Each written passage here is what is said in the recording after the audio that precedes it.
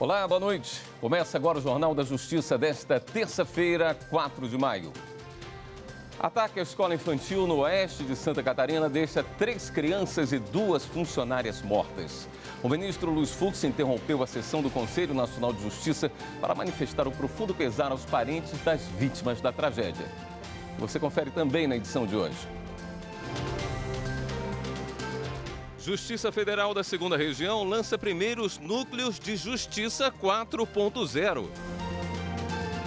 CNJ assina acordo para ampliar transparência na análise de dados sobre remuneração no Judiciário. Superior Tribunal de Justiça mantém ação que apura doação irregular da Odebrecht para a campanha em São Carlos.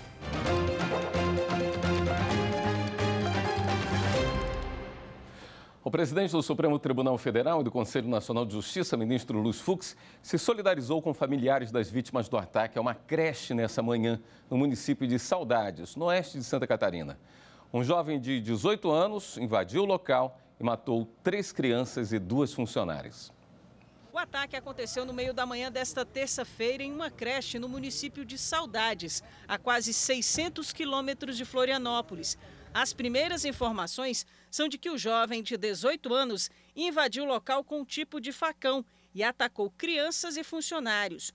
Uma professora de 30 anos, um agente educacional de 20 anos e 3 crianças com menos de 2 anos morreram atingidas pelos golpes. O homem também se feriu no ataque e está internado. O presidente do Supremo Tribunal Federal e do Conselho Nacional de Justiça, ministro Luiz Fux, interrompeu a sessão do CNJ de hoje e se solidarizou com as famílias das vítimas. É nessa qualidade que, em meu nome e em nome dos meus conselheiros, eu quero manifestar a nossa solidariedade do Observatório de Direitos Humanos, do Conselho Nacional de Justiça, aos parentes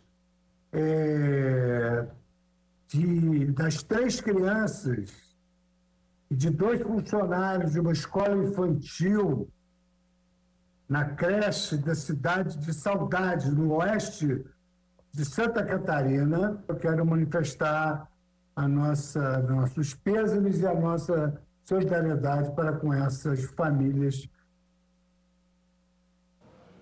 Nesta terça-feira, a maioria dos ministros da primeira turma do STF votou para manter a condenação do ex-governador do Distrito Federal, José Roberto Arruda, no âmbito da Operação Caixa de Pandora. A decisão final foi adiada por um pedido de vista do ministro Dias Toffoli.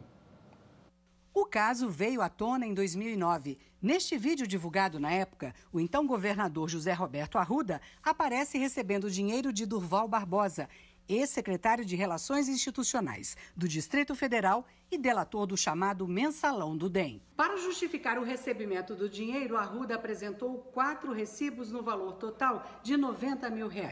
Para o Ministério Público, todos eles eram falsos. O ex-governador foi condenado pela Justiça do Distrito Federal por falsidade ideológica a 2 anos e 11 meses de reclusão em regime aberto. A pena foi mantida pelo Superior Tribunal de Justiça em 2020. No recurso ao Supremo, a defesa questionou a condenação e alegou a violação do princípio da presunção de inocência, porque presumiu que Arruda teria elaborado recibos falsos de doações. No julgamento desta terça-feira, o advogado Nélio Machado disse aos ministros que o ex-governador teria recebido dinheiro para a compra de panetones. Haveria culpabilidade quanto ao crime de corrupção. Essa situação, que seria a elaboração de 4 recibos que sequer tem qualquer potencialidade de fazer periclitar o bem jurídico, por crime contra a fé pública. O Durval já estava em colaboração com o Ministério Público, com a Polícia Federal. Ele vai encontrar-se com o governador e, atinente a contribuições de Natal, que era hábito usual na vida pública de Arruda, ele distribuía, até isso foi tratado de forma jocosa, panetones e alguns mimos de Natal, e recolhia contribuições de diversas pessoas. A subprocuradora-geral da República, Cláudia Sampaio, afirmou que Arruda produziu prova falsa. A prova produzida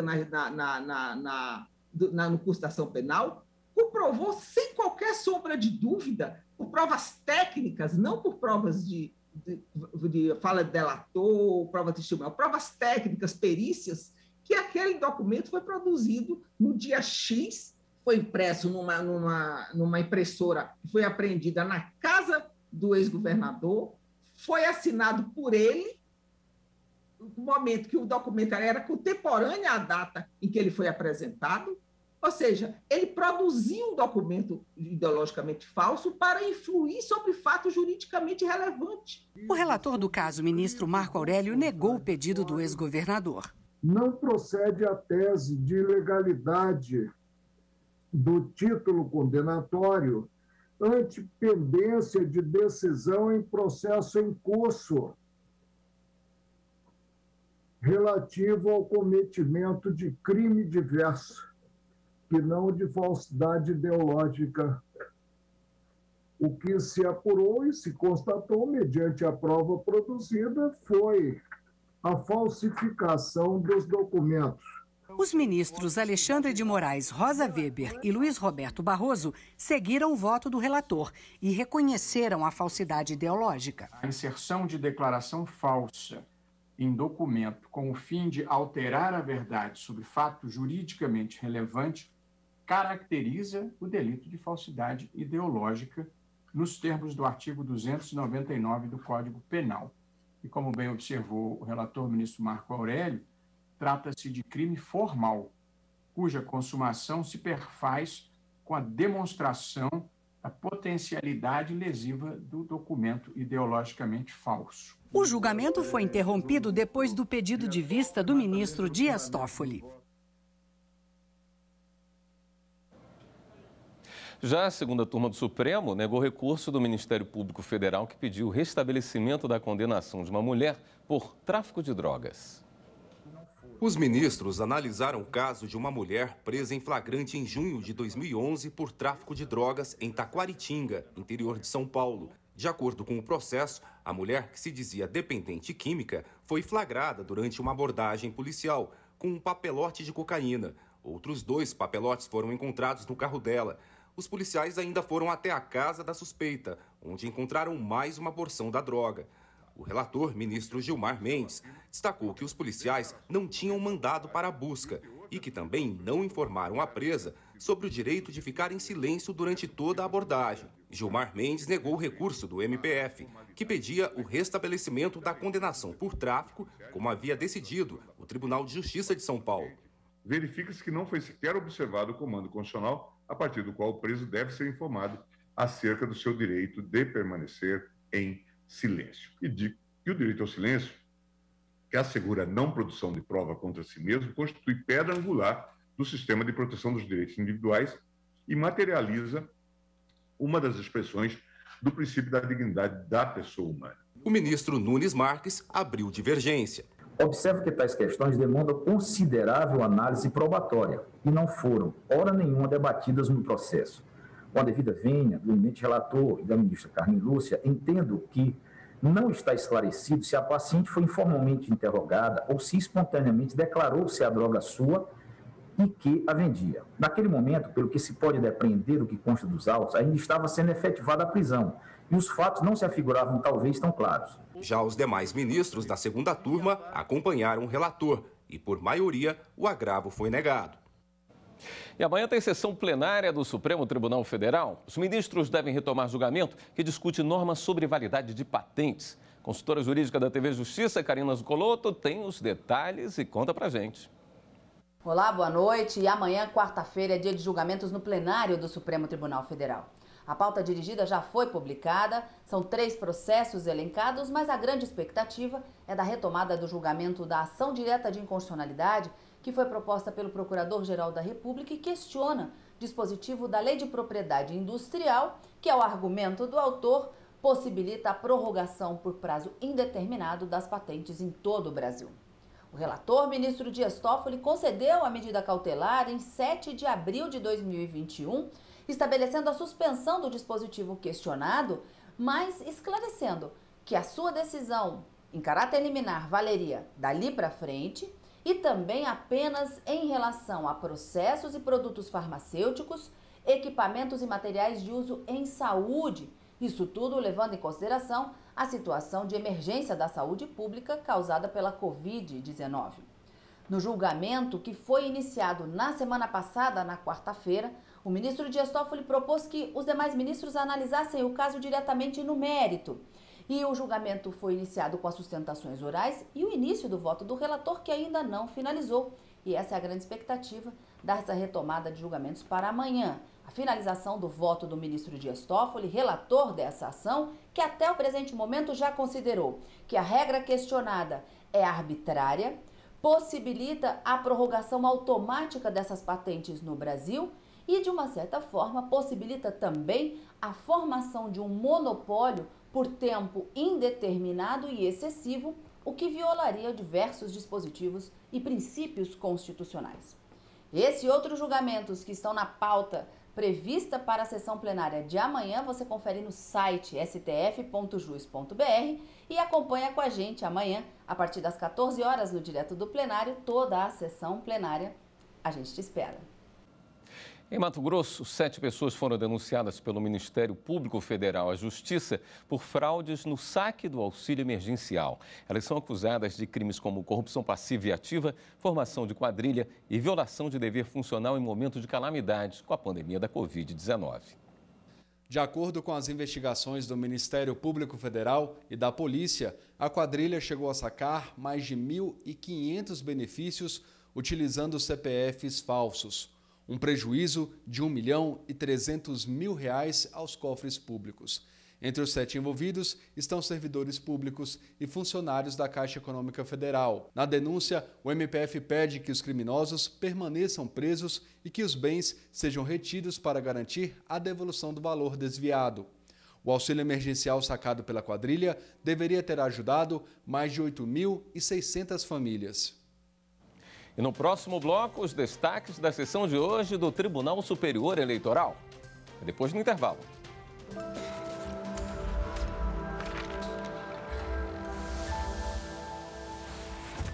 Certamente, a nossa Constituição Federal ela é importantíssima para organizar a sociedade. Também é importante para estabelecer a relação entre os poderes executivo, legislativo e judiciário. E mais importante ainda, é estabelecer os direitos e deveres de cada cidadão.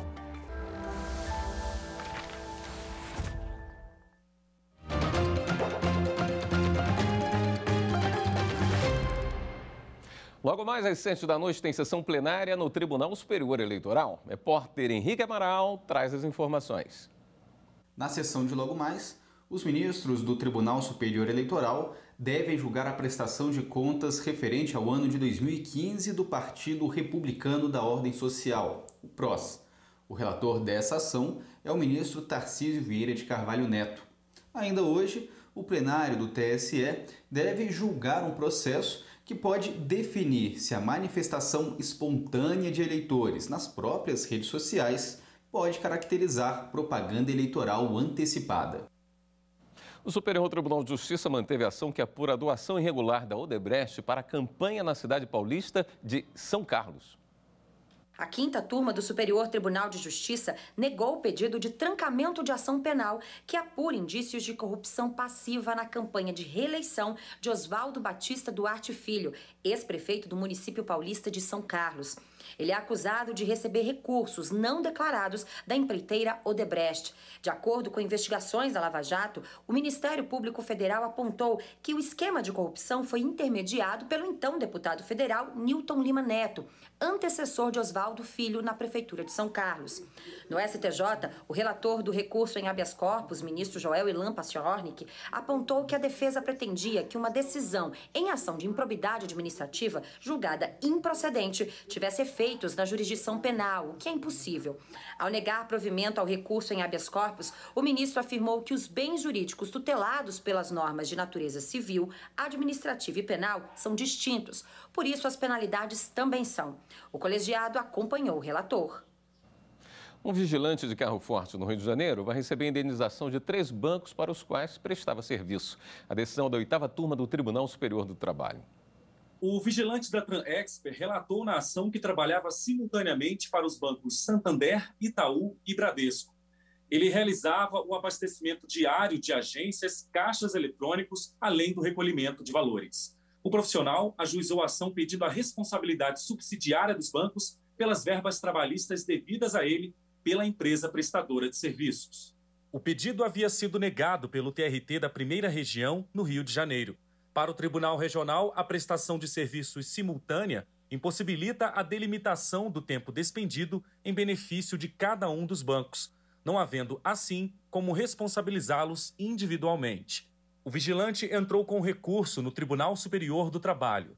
A relatora do caso, na 8ª turma, ministra Dora Maria da Costa, observou que a súmula 331 do TST, que trata da terceirização, não faz restrição à imputação de responsabilidade subsidiária nos casos em que haja prestação de serviços, sendo suficiente que as empresas tenham sido diretamente beneficiadas. A relatora acrescentou que a quantificação dos valores devidos individualmente pelas empresas, de acordo com o período do serviço prestado, pode ser apurada na fase de liquidação. Sendo assim, a 8ª turma reconheceu a responsabilidade subsidiária dos bancos pelo pagamento de verbas trabalhistas devidas pela empresa prestadora de serviços. A decisão foi unânime. No próximo bloco, Justiça Federal da 2ª Região lança primeiros núcleos de justiça 4.0. Voltamos já.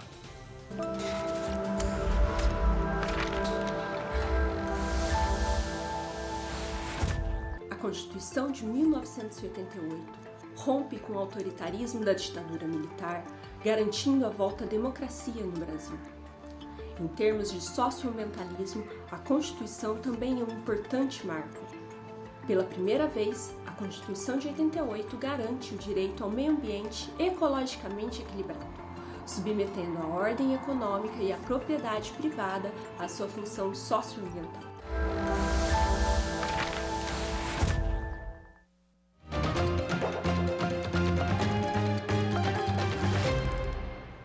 Foram lançados nessa tarde 2 núcleos da Justiça 4.0 no Tribunal Regional Federal da 2ª Região, com sede no Rio de Janeiro.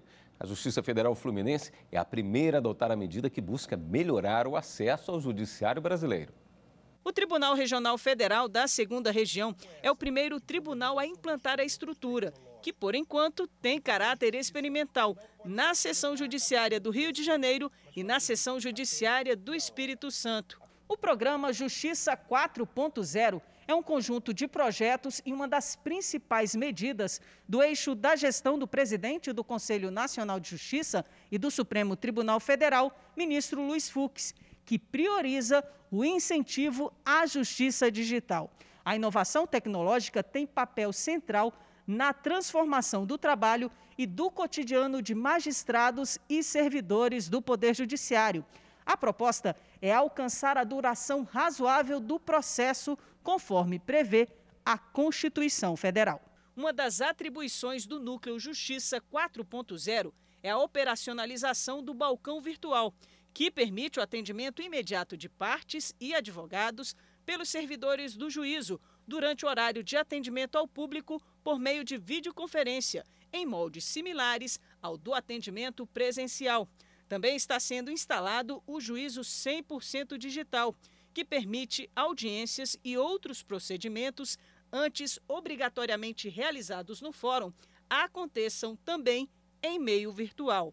Para o presidente do TRF da 2ª Região, as inovações tecnológicas estão transformando o mundo e têm reflexos no setor público, principalmente no Poder Judiciário. Temos o orgulho de anunciar a adesão de forma pioneira, a despeito das dificuldades que tiveram que ser superadas de caráter operacional e sistêmico, em tão pouco tempo para atender à relevância da causa, posto que a meta de distribuição de justiça eficaz e a tempo deve ser o objeto primordial do Estado e será alcançado cada vez mais através de iniciativas como essa, de modernização de instrumentos tecnológicos.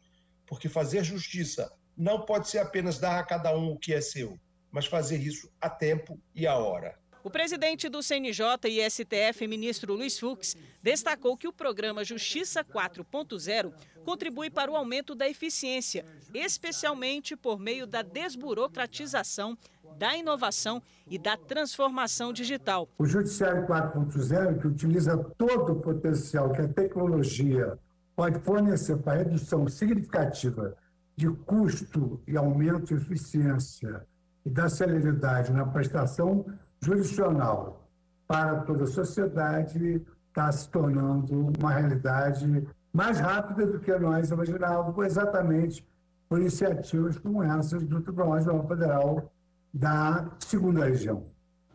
Só corrigindo, os 2 primeiros núcleos são na Justiça Federal no Rio de Janeiro e no Espírito Santo, e não só na Justiça Federal Fluminense. E nesta terça-feira também foi assinado um acordo de cooperação entre o CNJ e a Transparência Brasil, associação sem fins lucrativos voltada ao combate à corrupção. A parceria permite o compartilhamento de informações para que haja um aperfeiçoamento maior na análise das prestações de contas do sistema de remuneração do Poder Judiciário. Esse acordo de cooperação vai permitir com que a gente tenha acesso a dados com uma qualidade cada vez melhor. Então, essa parceria com o CNJ vai ajudar muito a nossa capacidade de processar de maneira automatizada e dar transparência e ajudar a aperfeiçoar como os tribunais prestam contas, né, são transparentes e informam ao CNJ as remunerações dos membros do Judiciário. Para o presidente do Supremo e do Conselho Nacional de Justiça, ministro Luiz Fux, essa parceria vai trazer benefícios ao CNJ, contribuindo assim para o aprimoramento das instituições políticas e do próprio processo democrático. O objetivo é a nossa conjugação de esforços para desenvolver as ações voltadas à melhoria da transparência pública por meio da participação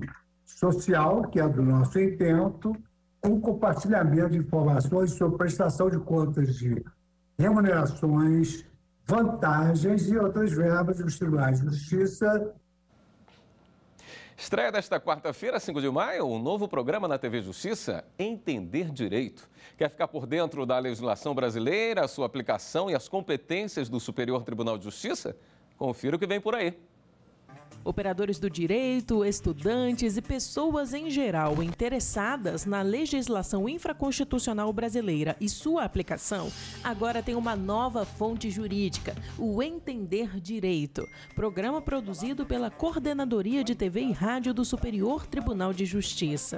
O programa Entender Direito é o primeiro programa multiplataforma do STJ. Ele será apresentado na TV Justiça, será exibido também no canal do STJ, no YouTube, e terá uma versão podcast, que será distribuído aí para diversas plataformas digitais. E tendo cuidado, né, também com a segurança dos apresentadores, entrevistados e equipe técnica, o programa ele foi gravado 100% remotamente. No programa de estreia, será possível entender direito como funciona a gestão dos precedentes qualificados com os ministros do STJ, Paulo de Tarso Sanseverino e Rogério Schietti Cruz. Os ministros são membros da Comissão Gestora de Precedentes e Ações Coletivas do STJ, que tem o ministro Paulo de Tarso Sanseverino como presidente.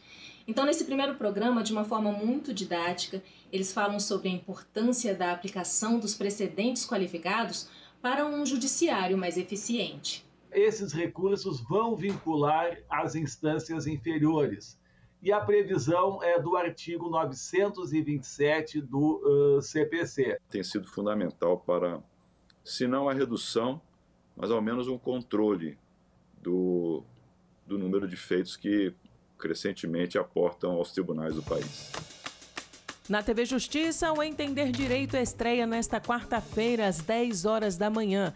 As pessoas poderão acompanhar também no canal do STJ no YouTube e em versão de podcasts nas plataformas de streaming. Esta edição do Jornal da Justiça fica por aqui. Uma boa noite para você. Até amanhã.